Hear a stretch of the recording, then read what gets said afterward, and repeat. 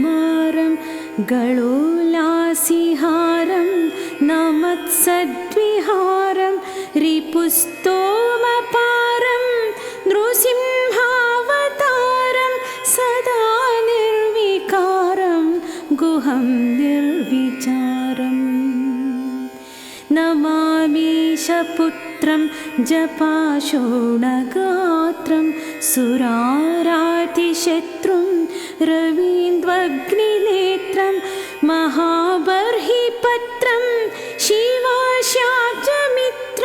प्रभास्वत्कळत्रं पुराणं पवित्रम् अनेकार्ककोटिप्रभावज्वलन्तं मनोहारिमाणिक्य भूषोज्वलन्तं श्रितानामभीष्टं निशान्तं नितान्तं भजे षण्मुखं तं शरच्चन्द्रकान्तम् कृपावारिकल्लोल भास्वत्कटाक्षं विराजन्मनोहरि शोणाम्बुजाक्षं प्रयोगप्रधान प्रवाहैकदक्षं भजे कान्तिकान्तं परस्तोमरक्षम्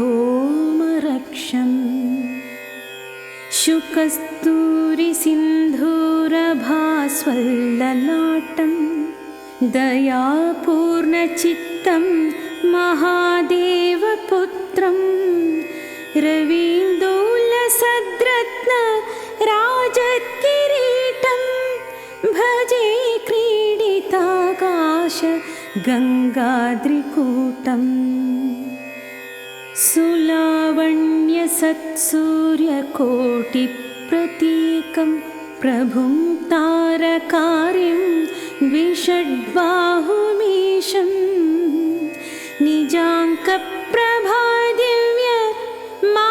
निजाङ्कप्रभादिव्यमानाप्रदीपं भजे पार्वती प्राणपुत्रं सुकेशम्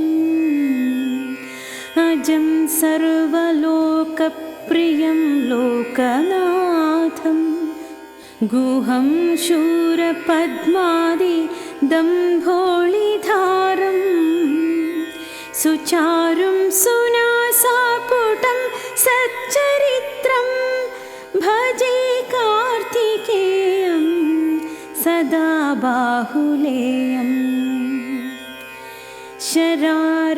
शरारण्यसम्भूत इन्द्रादिवन्द्यं द्विषड्बाहु सङ्ख्यायुधश्रेणिरम्यं मरुत्सारथिं कुक्कुटेशं सुकेतुं भजे योगिहृत्पद्ममधाधिवासम्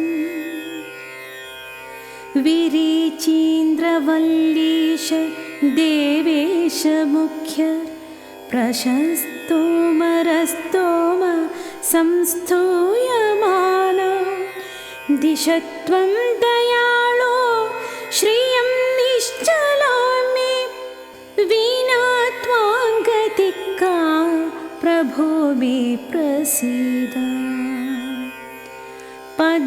पदाम्भोजसेव समायातवृन्द रकश्रेणिकोटीर भास्वल्ललाटं कळत्रोल्लत्पार्व युग्मं वरेण्यं भजे देवमाद्यन्तहीन प्रभावम् भवाम्बोधिमध्ये तरङ्गे पतन्तं प्रभो मां सदा पूर्णदृष्ट्या समीक्ष्य भवद्भक्तिनवोद्धरत्वं दयाळो सगत्यन्तरं नास्ति देव प्रसीद गळे रत्नभूषं तनो मञ्जुवेशं करे ज्ञानशक्तिं दरस्मेरमान्ये कटिन्यस्तपाणिं शिखिस्थं कुमारं भजेऽहं गुहादन्यदैवं न मन्ये। दयाहीनचित्तं परद्रोहिवृत्तिं सदा पापशीलं गुरोर्भक्तिहीनम् अनन्यावलम्बं भवन्नेत्रपात्रं कृपानाशील मां भो पवित्रं कुरु त्वम्। महासेन गाङ्गेय वल्ली सहाय प्रभो तारकारे षडाश्यामरेश सदा पायसान्न प्रियस्त्वं गुहेति स्मरिष्यामि भक्त्या कदाहं विभो त्वाम्। प्रतापस्य बाहो समद्वीरबाहो प्रभो कार्तिकेष्ठ कामप्रदेति यदा ये पठन्ते भवन्तं तदेवं प्रसन्नं सन्तोषं बहुश्रीं ददासि। अपारातिदारिद्र्यपूर्णे नितान्तं महासेन मामुद्धरत्वम् कटाक्षावलोकेन किञ्चित् प्रसीद प्रसीद स्थिरां देहि भक्तिं भवत्पादपद्मे श्रियं निश्चलां देहि मह्यं कुमार गुहं चन्द्रतारं सुवंशाभिवृद्धिं कुरु त्वं प्रभो मे मनकल्पसाला। नमस्ते नमस्ते महाशक्तिपाणे नमस्ते नमस्ते लसद्वज्रपाणे नमस्ते नमस्ते कटिन्यस्तपाणे नमस्ते नमस्ते सदाभीष्टपाणे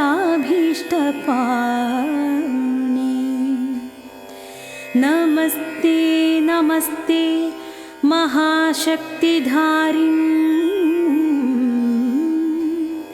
नमस्ते सुराणां महासौख्यदायिनी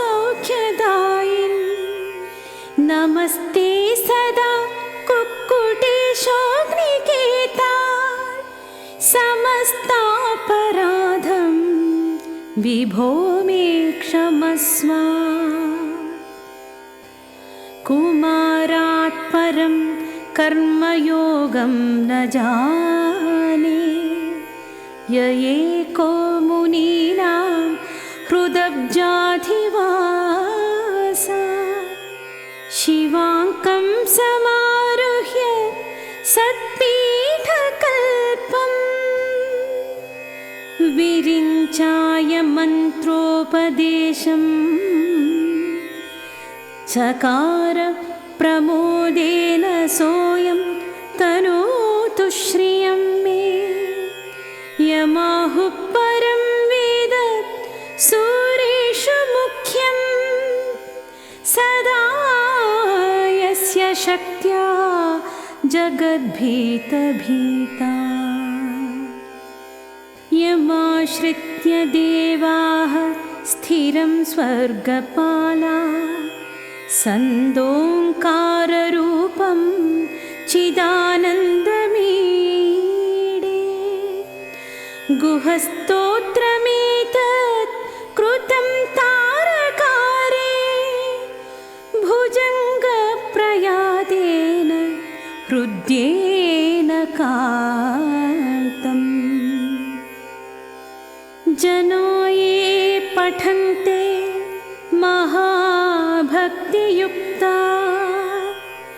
प्रमोदेन सायं प्रभाते विशेष सजन्मर्षयोगे यदा ते रुदान्त मनो वाञ्छितान् सर्वकामान् लभन्ते। भजेऽहं कुमारं भवानी कुमारं गलोलासिहारं नमत्सद्विहारं रिपुस्तोमपारं नृसिंहावतारं सदा निर्विकारं गुहं निर्विचारम् नमामीशपुत्रं जपाशोणगात्रं सुरारातिशत्रुं रवीन्द्वग्निनेत्रं महाबर्हिपत्रं शिवाशाब्जमित्रं प्रभास्वत्कळत्रं पुराणं पवित्रम् अनेकार्ककोटि प्रभावज्वलन्तं मनोहारि माणिक्य भूषोज्वलन्तं श्रितानामभीष्टं निशान्तं नितान्तं भजे षण्मुखं तं शरच्चन्द्रकान्तम् कृपावारिकल्लोल भास्वत्कटाक्षं विराजन्मनोहरि शोणाम्बुजाक्षं प्रयोगप्रधान प्रवाहैकदक्षं भजे कान्तिकान्तं परस्तोमरक्षम् शुकस्तूरिसिन्धूरभास्वल्ललाटं दयापूर्णचित्तं महादेवपुत्रं रवीन्दोल्लसद्रत्न राजत्किरीटं भजे क्रीडिताकाश गङ्गाद्रिकूटम् सुलावण्यसत्सूर्यकोटिप्रतीकं प्रभुं तारकार्यं द्विषड्बाहुमीशं निजाङ्कप्रभादिव्यमानाप्रदीपं भजे पार्वती प्राणपुत्रं सुकेशम् अजं सर्वलोकप्रियं लोकनाथं गुहं शूरपद्मादिदम्भोळिधारं सुचारुं सुनासापुटं सच्चरित्रं भजे कार्तिकेयं सदा बाहुलेयम् शरारण्यसम्भूत इन्द्रादिवन्द्यं द्विषड्बाहु सङ्ख्यायुधश्रेणिरम्यं मरुत्सारथिं कुक्कुटेशं सुकेतुं भजे योगिहृत्पद्ममधाधिवासम् विरीचीन्द्रवल्लीश देवेश मुख्य प्रशस्तोमरस्तोम संस्तूयमाना दिशत्वं दयाळो श्रियं निश्चलां मे विना त्वाङ्गतिक्का प्रभो मे प्रसीद पदाम्भोजसेव समायातवृन्द रकश्रेणिकोटीर भास्वल्ललाटं कळत्रोल्लत्पार्व युग्मं वरेण्यं भजे देवमाद्यन्तहीन प्रभावम् भवाम्बोधिमध्ये तरङ्गे पतन्तं प्रभो मां सदा पूर्णदृष्ट्या समीक्ष्य भवद्भक्तिनवोद्धरत्वं दयाळो सगत्यन्तरं नास्ति देव प्रसीद। गले रत्नभूषं तनो मञ्जुवेशं करे ज्ञानशक्तिं दरस्मेरमान्ये कटिन्यस्तपाणिं शिखिस्थं कुमारं भजेऽहं गुहादन्यदैवं न मन्ये। दयाहीनचित्तं परद्रोहि वृत्तिं सदा पापशीलं गुरोर्भक्तिहीनम् अनन्यावलम्बं भवन्नेत्रपात्रं कृपानाशील मां भो पवित्रं कुरु त्वम्।